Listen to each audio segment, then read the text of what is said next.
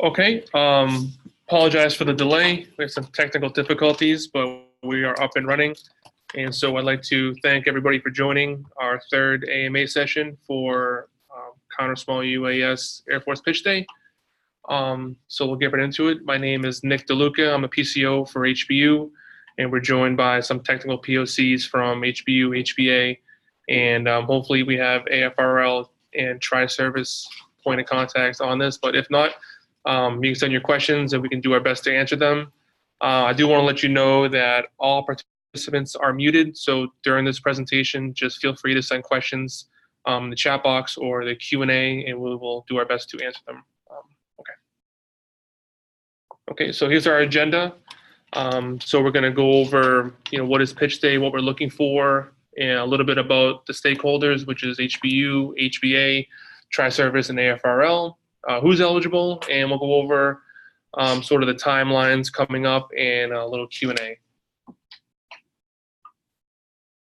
All right, so as you know, the DoD SBIR 19.2 is now live, and any questions you may have regarding anything at all regarding the SBIR process, feel free to email any questions to that address right there. I'll give you a second to write it down. I'm not sure if these are going to be available afterwards, so I'll give you, oh, they're already available. Okay, so we'll go on to the next slide. Okay, so just a little note to everybody. So some contractors will be supporting Air Force Pitch Day. MITRE will be helping out, and OASIS, who is an ANAS contractor, will be helping out, but they will be assisting on an admin basis, and they will not be evaluating any of the proposals. All right, so what is Pitch Day? So we're looking for, innovative ideas that, that fall outside the scope of what we're looking for with our day-to-day, project. But the main purpose of Pitch Day is to get your ideas. You're going to propose us the ideas. We're going to evaluate. We're going to send invitations, and you're going to come out to KRI, and you're going to pitch a panel of Air Force personnel, and you could win a government contract right there on the spot. And it's a pretty exciting day. We're all really looking forward to it. I hope you are too. Next slide. All right, so more objectives. So we're looking for the innovative UAS and counter small UAS technologies that we're trying to explore, also innovative solutions that may all fall outside the Air Force's current field of focus that may be useful to the stakeholders, which are HBU, HBA, AFRL, and Tri-Service. And we're going to get into some of those topics later on in the presentation to give you some more detail as to what you can look to propose to. So some phase 1 goals. We're looking to validate the product market fit between the proposed solution and us, the stakeholder, which again is HBU, HBA, AFRL, and Tri-Service. I do have to note that all funds obligated on the resulting phase 1 SBIR contracts are to be used for the sole purpose of conducting a thorough feasibility study using scientific experiments, laboratory studies, commercial research, and interviews. And prototypes may be developed with SBIR funds during phase 1 studies to better address the risks and potential payoffs in innovation technologies. And again, during this process, feel free to ask questions along the way. If I go too fast, let me know, we can slow it down. And here is the list of the AF 192.006 UAS topics that are now live on SBIR. And there's a list of about 12 topics, and I'm gonna turn this over to the technical point of contacts, and we're gonna go over really each topic a little bit more in depth, and we'll give you some mission, vision, and applied task statements for each division. So I'm gonna turn this over. Sorry. Hi everybody, I'm Captain Cody Locke. I'm the lead for the Medusa Counter UAS program rapid prototyping. So essentially our mission is to deliver counter UAS capability to Air Force bases worldwide. In fact, we're ramping up to deliver it to all Air Force bases. It's a pretty big mission, and it requires a lot of flexibility in how we approach it. So one thing I'm going to hit on multiple times is going to be the modular concept. That's key to how we build out our architecture so that we're able to take the best of breed components from each different modality type, and from a software standpoint as well, different software modules, and be able to plug and play so that we're flexible enough to meet the needs of over 150 different Air Force bases.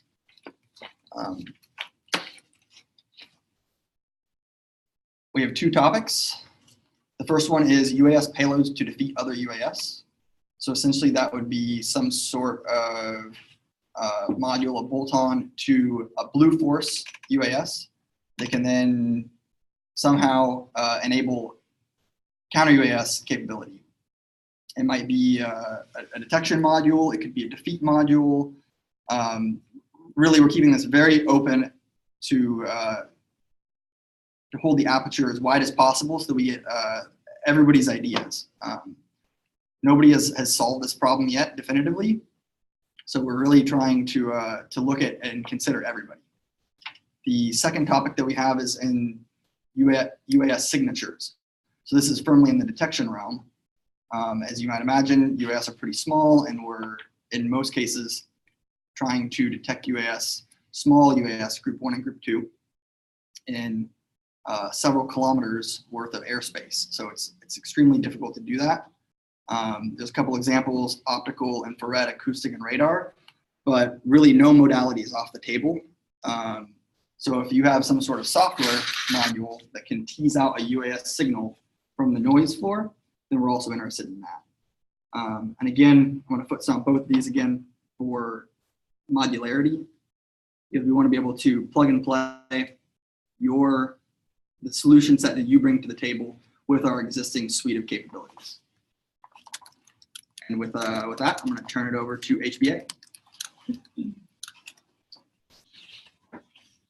Hello, I'm Lieutenant Colonel Kelly Truver, the Deputy Chief Engineer for the HBA Division, which is Airspace Management Systems Division. So I'll go over, we have several topics. I'll give you an overview of our vision, mission, and then applied task. So we're essentially a soup to nuts organization responsible for everything that makes flying in our civil military airspace safe. So that includes air traffic management, air traffic control, and landing systems, as well as several weather sensing capabilities. Let's see.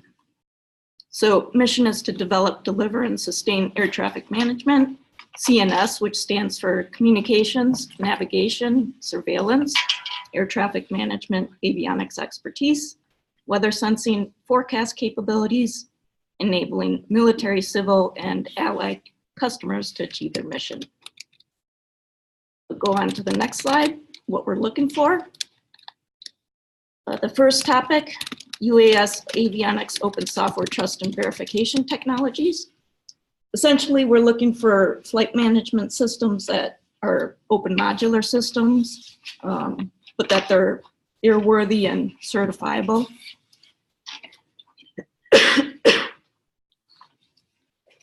Yeah, good. Okay.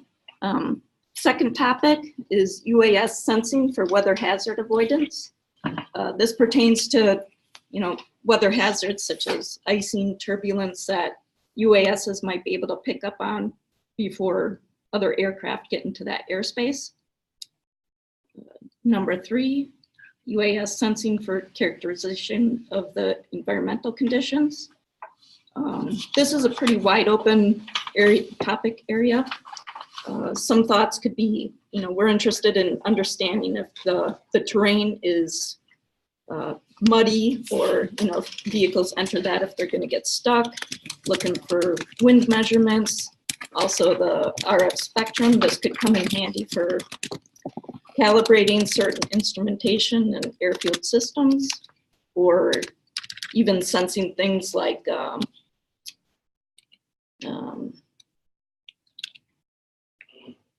see, I lost my train of thought. I guess you could also use that in a reverse situation to actually inject noise to simulate clutter and understand how systems are resilient to low signal noise ratio environments. Okay, number 4, UAS sense and avoid technologies for operations in mixed manned and UAS environments. This is basically a collision avoidance system, understanding where everything is and some sort of alert to make sure that collisions don't occur. UAS applications for resilient position, navigation, and timing. That's in GPS degraded or denied areas. Either the UAS could be, it could act as a signal of opportunity or somehow interpret those signal of opportunities to pass on that information. And lastly, small UAS design assurance and airworthiness certification. Basically similar to the first topic, but looking for small form fit or small form factor solutions that can be applied, but also be easily or readily certifiable and proven technologies. So with that, I will pass it along to the tri-service team if they're online. We have Captain Locke. Don't think they're online. So I'm going to speak for the counter swarm team real quick, or sorry, for the tri-services counter swarm team. They're not our group, but like us, they're in the business of defeating UAS with a particular emphasis on swarm. So their vision is to deliver capabilities and technologies to defeat and counter small UAS swarms. They do this through rapid prototyping, experimentation, analysis, and then identifying those capability gaps and recommending COAs for small counter-UAS swarms. I previously mentioned that our group does Group 1 and Group 2. One distinction between this set of proposals and ours, sorry, my office's HBUs, is that these guys go up to Group 3. So they actually go up to a little larger UAS size. Their topic here is counter-swarm technology, so it's very wide open. There's some unique attributes and signals that swarms have that allow for technologies that might not be as suited for 1 or 2 off UAVs, or that might be optimized for swarm. So,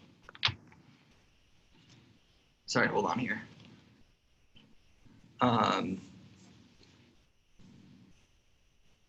Okay, sorry about that. We're good.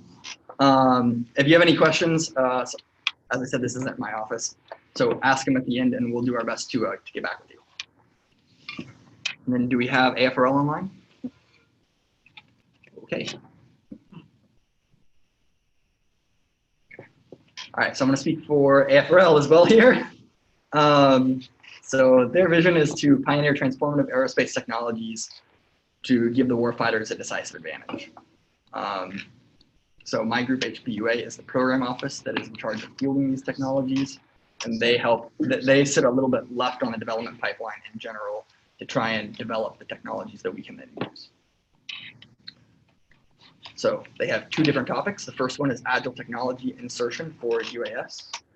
That one is kind of a catch-all. It's extremely broad. I don't have in-depth technical knowledge on what this one is, but in general, they are pretty interested in all different technology types that can enable UAS ops. And the second one is artificial intelligence and decentralized control for UAS swarms. So it's kind of the counter to what the tri-services group is doing, and they're actually trying to use AI and other methods of decentralized control to actually enable Blue Force swarms. So, and again, if you have any questions on this one, we'll do our best to answer them at the end and get a hold of someone from AFRL. Slide this over.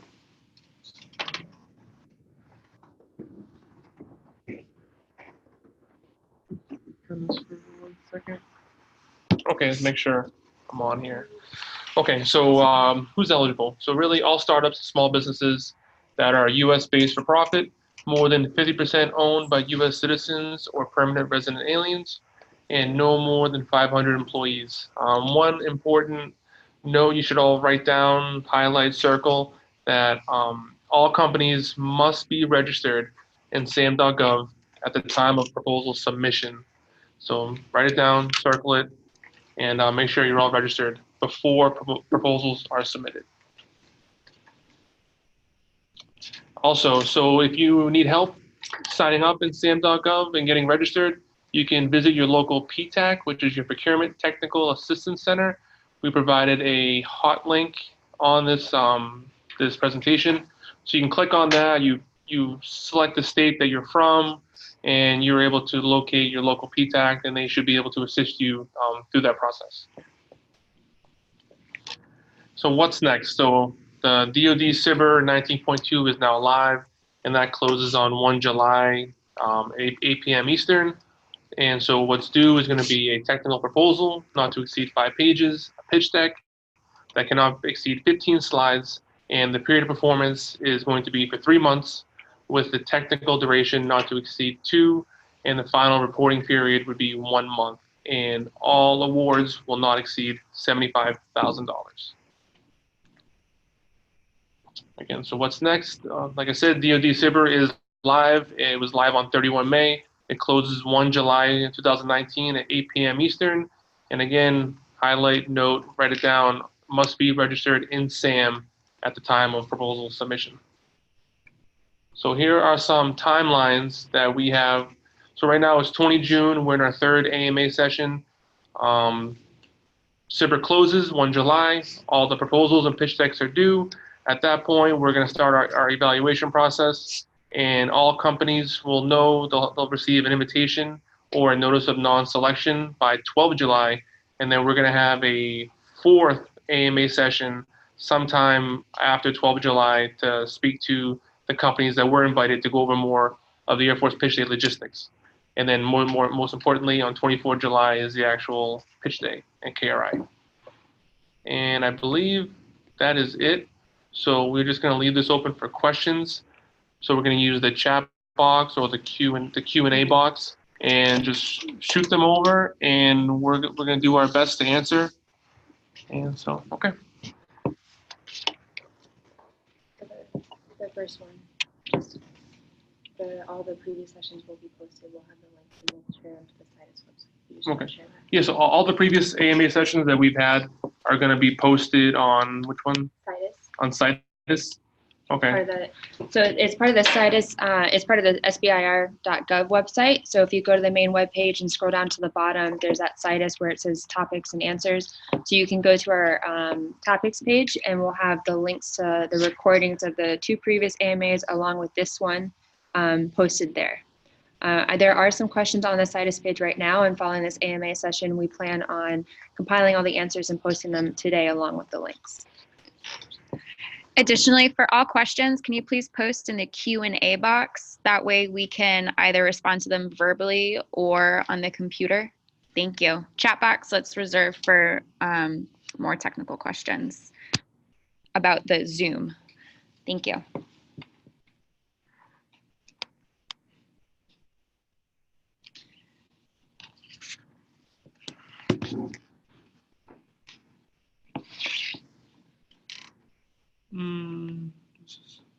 Read out loud and then answer. Okay, so I'm just going to slide this over, and we're going to read your questions out loud and answer them verbally, and also we're going to write down a response as well, or? We're going to write down the responses that are already posted on the Citus website Okay. and post those on the site. All questions answered here will just be answered verbally. Okay. Awesome. So the first question we have is regarding HBU topic number 2, UAS signature, particularly in the acoustic section, regarding identification software. Are you interested in noise reduction technology for UAS itself? The technology that's being proposed is novel, ultra-quiet design for propellers. So in general, we are not so much interested in trying to make our drones stealthier. We're interested in trying to counter and detect other drones. But I think that this would be something that would fall far more in the AFRL Category 1 topic, or potentially HBA's topics for enabling Blue Force drones.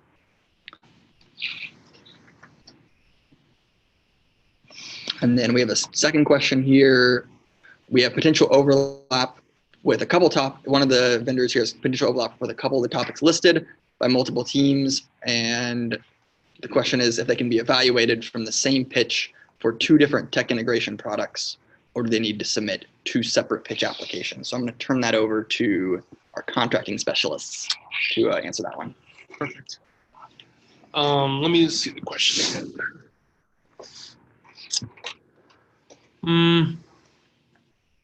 Well, correct me if I'm wrong, Captain.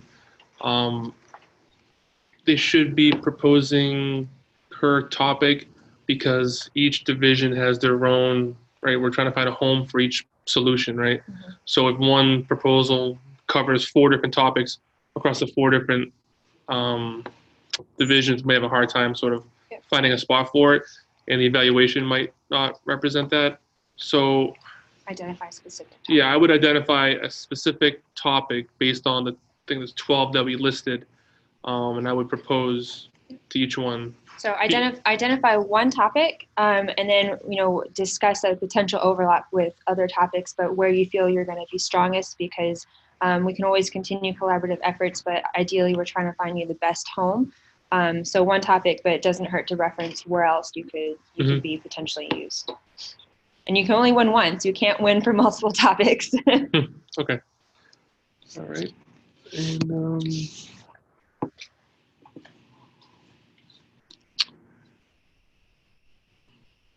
so then a question from Jacob, is there a specific format requested for the 5-page proposal? I'm not sure if there's a specific format. I believe it's listed in the DoD 19.2 SIBR BAA. There should be an instructions for the actual for the format. And I wouldn't get so hung up on the actual format, more so focus on the content that you're actually meeting what we're looking for. That is more important to us than the actual format of your deck.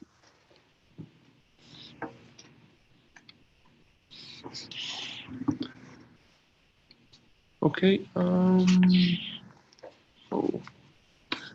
So a question from Nathan that says, you mentioned the need to identify an Air Force end user for sponsorship.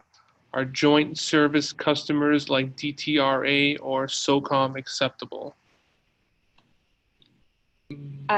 So the referencing an end user is important, but you're ultimately also speaking to your user as well. So identifying where else your technology can be used is key. And it could be any type of user. We're ideally looking for someone in the DoD. We have a question from Rebecca. How will debriefs be conducted?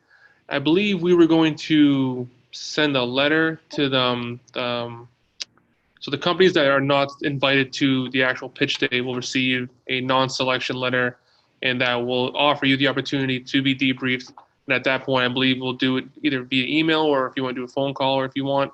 And on actual pitch day, there's no debrief on the actual pitch day? Not at the actual day. So following pitch day, and this can be discussed more at the pitch day, Ask Me Anything if selected. If you're not selected for your actual pitch at pitch day, it'll be a similar concept where you will receive a letter with more details as to why you were not selected. When you're at pitch day, that discussion with the panel members will be very important, because it's kind of your unofficial debrief of what we're looking for, but you will receive a formal debrief letter after the event. And I think we have a question for one of the topics. Hold on one second, turn this over here. Okay, I can read it. The question is there interest in detecting human life in variable environments through modular sensor and software systems? Or is there only interest in other UAS detection? So I'm not sure if this lines up with the UAS sense and avoid technologies, but we in HBA hadn't really thought about that, but there may be an application where that makes sense. it could also, as far as the environmental sensing conditions, we would probably want to know that for, well, that might fall more under force protection, but if there's other forces in the area that, could interfere with military operations, might make sense to know how many and where they are with respect to our folks. I can also put you in contact with some of our force protection base defense folks that are more interested in on the human ground side of things, and they could probably answer your questions far better than I could, at least. But that is the technology space that they play in, just not my specific unit regarding counter UAS. I think we got another question. Are you able to include FOU information in the initial deck and technical document submission? Should be yes, right? That's protected, right? The website, the server. Yeah. Yeah. Yes. We Yes. would treat it as company proprietary, right? Yes. Yeah. Yep. It's their responsibility to mark their data. Yeah. Just make sure you mark your data appropriately, and that'd be fine. Then we have a question from Marcus here. What TRL is expected for submissions? I think that's just going to vary across the different topics. So there's no set TRL where if you look at the section 6 of the BAA, it specifies what you'll be evaluated against, and it doesn't necessarily tie to a specific TRL level. So as long as you're meeting those 3 criteria in the section 6 of the BAA, that's what we're looking for. We have another question from Jacob here. How important is the eventual commercialization of any developments as opposed to the short-term use within the Air Force? We're looking for dual use companies because commercialization is important.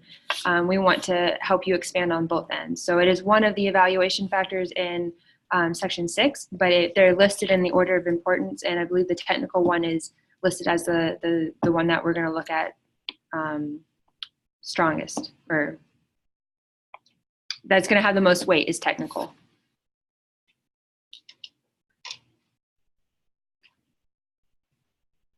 We have a question from Rebecca here. Is the final report the only deliverable in the phase 1 contract? Yes. So that's the deliverable that is going to be tied to your end payment. So the initial payment is your actual pitch. If you're selected, final payment is tied to the end deliverable. Everything in between then and final deliverable is whatever you propose within your proposal. So if you're proposing to provide a midterm report to give us a status, that's just something we'll look at. But the key deliverable that is tied to your final payment is the end deliverable. Then we have a new question from Nathan. Is there a file size limit for the pitch decks, and can they include video?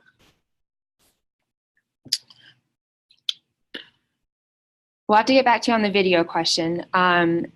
So there's not necessarily a file size limit, but the only guidance I would give is understand that you are restricted on time.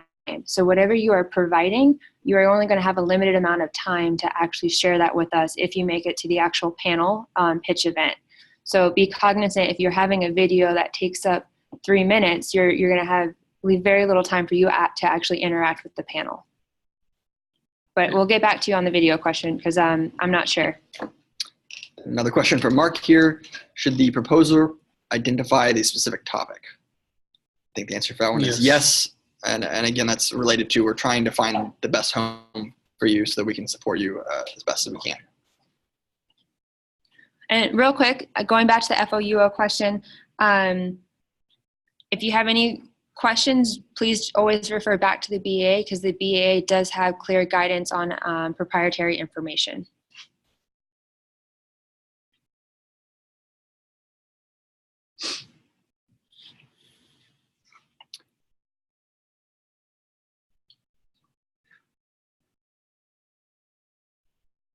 Another question here from Alex. Could there be considerations for solutions pertaining to launch and recovery means for counter UAS systems? And the answer is that is absolutely yes. That would be considered as part of our topic 1 modular systems for enabling Blue Force interceptors.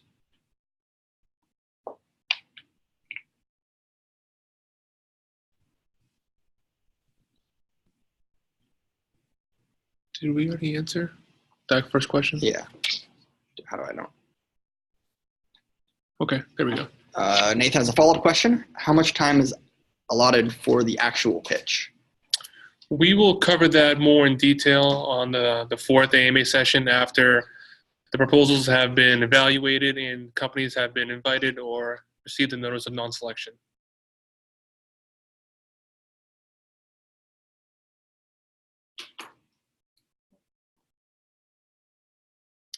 Marcus asks, are technologies that enable Blue Force UAS to defeat swarms better suited topic 1, payloads, or topic 9, counter swarm? I think the answer to that one's going to be it depends. I would have to know a little bit more about the specific proposal to answer that here. We can probably discuss that offline. On Citus. On Citus. Question from Jacob. How much should the proposal focus on the development teams and the principal investigator's role in the various developments? I would direct you to section 6 of the BAA, and it lays out the order of importance 1, 2, and 3 between technical, team, and commercialization. I would just follow the guidance provided in that document and do the best you can.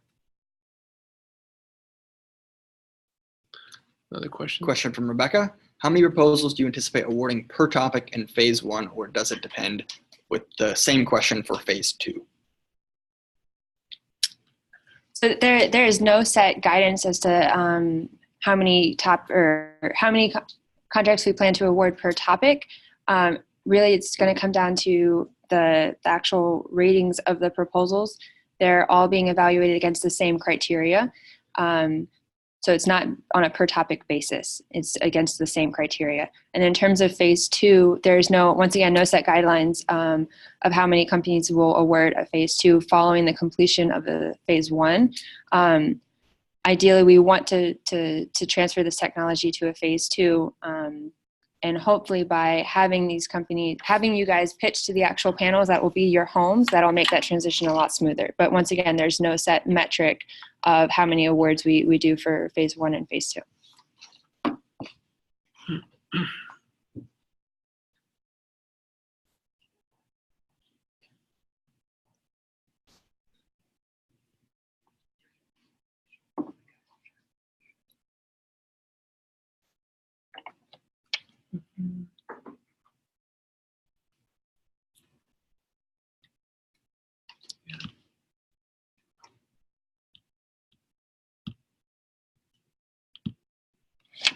Any other questions?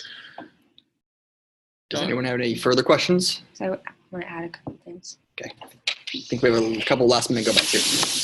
So just to clarify, these Ask Me Anythings are the opportunity to ask questions, right? Because we are currently in the BAA is currently open.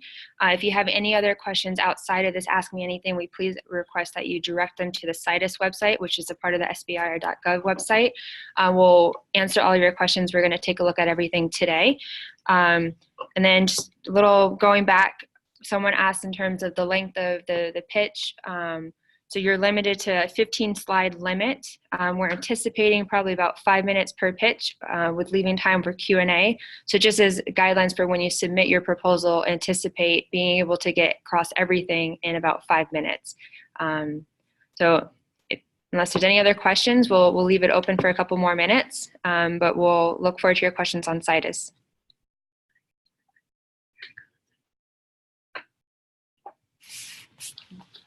I think we just got one more question. From Aaron. As part of a feasibility study, will we be allowed to get hands-on with specific Air Force technologies? And the answer to that one is definitely yes. In the past, when we've done SBIRs, we've had GFE shipped out to different vendors to allow them to, look at suitability of the existing solution sets that we have. I would I would request that if you need access to some technology or application, if you can specify that in the proposal, so we're prepared for that, or we understand expectations for you to be successful, that would be helpful. Then we're going to go through the questions that we have on Citus here as well. First one I think is going to go to HBA here. Concerning challenge areas 5 and 6, are you planning to drop a respective sensor package from a UAS, or do you plan on measuring during flight?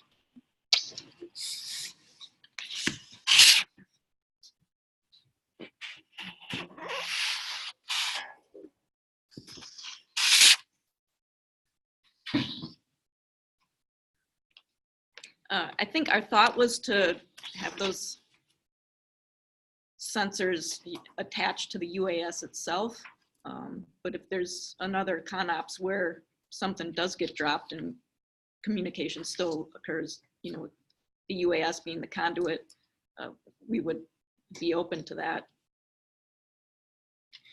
Question from Rebecca here. Will the pitch deck submitted for the phase 1 proposal be the same as the pitch deck that is going to be in use at pitch day? Yes, it will be.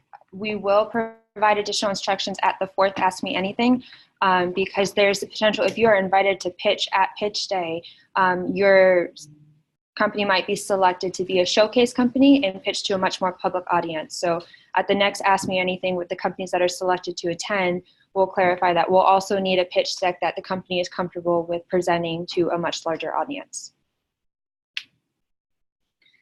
Then we have a question from Mark here. With respect to hardware, how important is swap? And I think the answer is going to be it depends. It could be important. I think it's definitely something that you have to put into consideration. But that different topics probably weigh that to a different degree.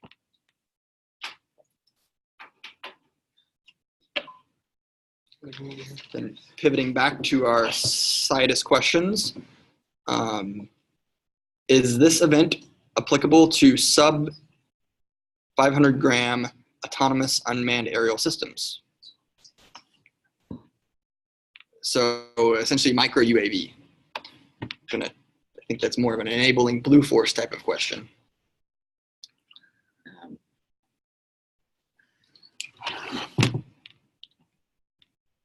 And if we have to get back to that. I would say, you know, we would look at it for consideration. I don't see why not, but yeah, I'm not too familiar with that application, so I can look and get a better response to that one. Okay. Another question we have on Citus is a vendor has a novel technology that would like to propose, which, oh, okay, we already answered that one.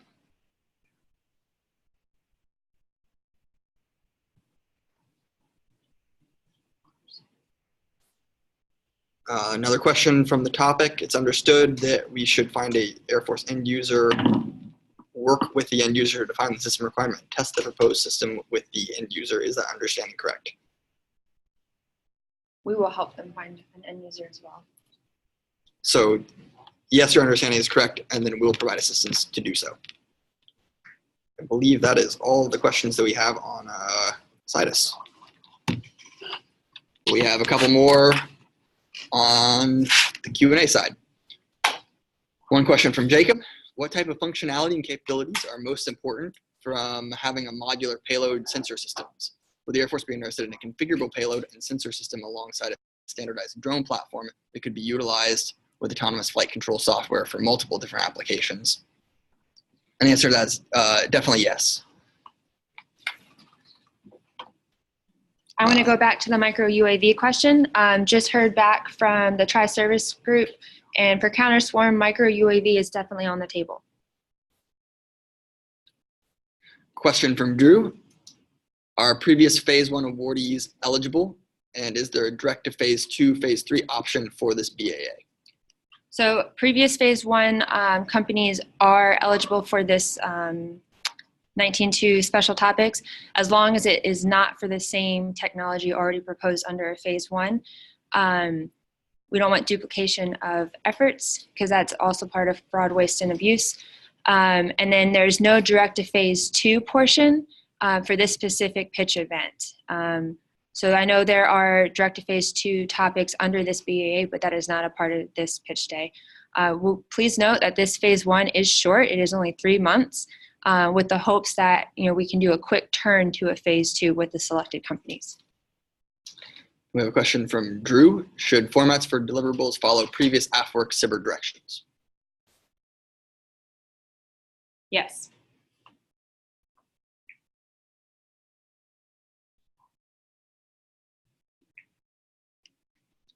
Then we'll stand by for a minute or two more for any last minute questions.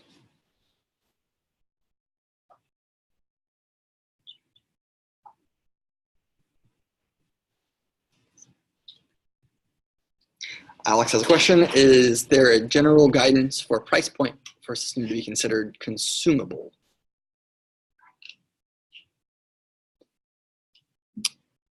Again, I think the answer to this one is going to be it's going to depend. I'm not sure if I'm interpreting consumable correctly here.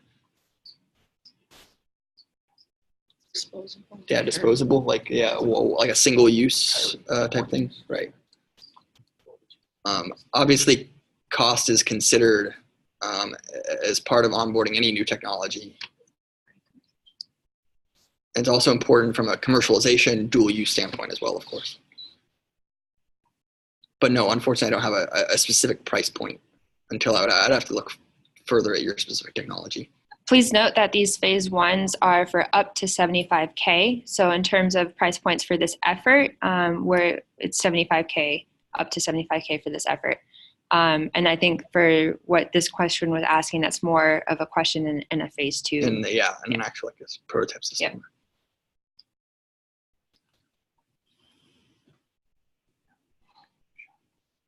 As a general rule, I guess I'll come back and say as well that the type of systems that we're trying to defeat generally range somewhere between $500 to a couple $1,000s. So if we're going grossly over that to defeat it, then we're not being very efficient with the resources given to us.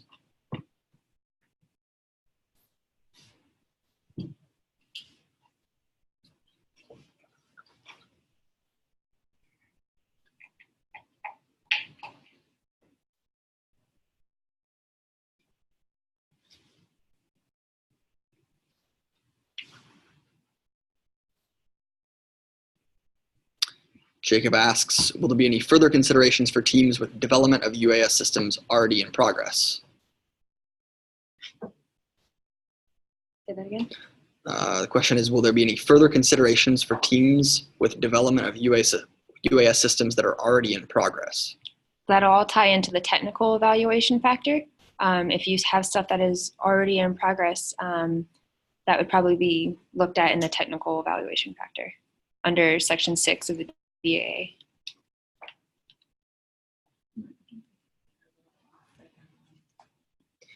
In general, most of these topics are targeting technologies that are, a little farther in development, Yep. at a higher TRL level. Even though we're not tied to a specific TRL, in our special topics page, we are looking for some type of minimal viable product at the end of this phase 1 effort.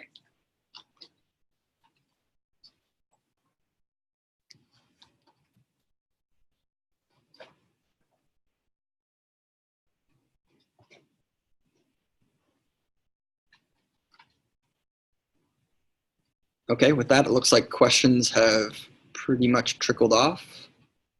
So if there's anything further, please post it on Citus and we'll get back to you. Oh, hold on. One for Mark. Is manufacturing readiness important? It's definitely something that we would consider.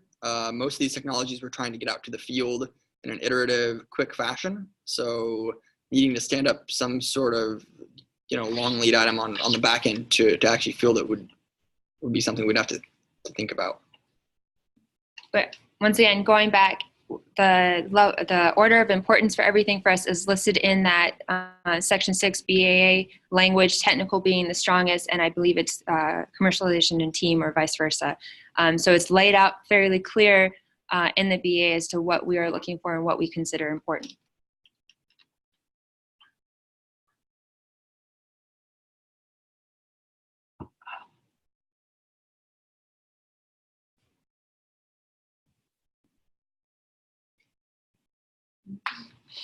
Okay, with that, I think we're going to close up shop here. So, like I said, any further questions, please direct them to Citus. Thank you all for your time.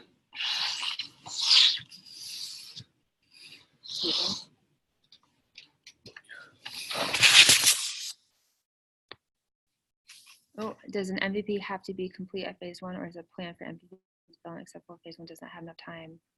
Can I answer live? Oh, shoot. I'm not muted.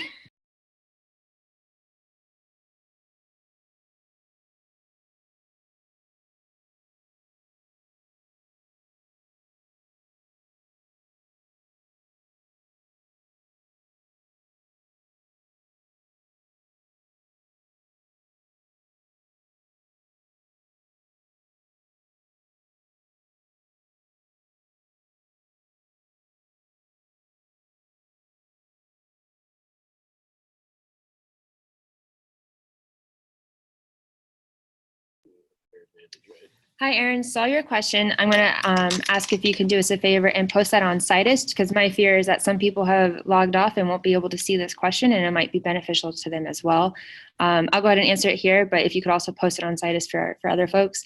So it does not have to be, we're looking for some type of product for an MVP, whether that's a plan or code or something that we can actually look at. The intent is to get away from just, another full-on proposal. We want to see a clear path for some type of product.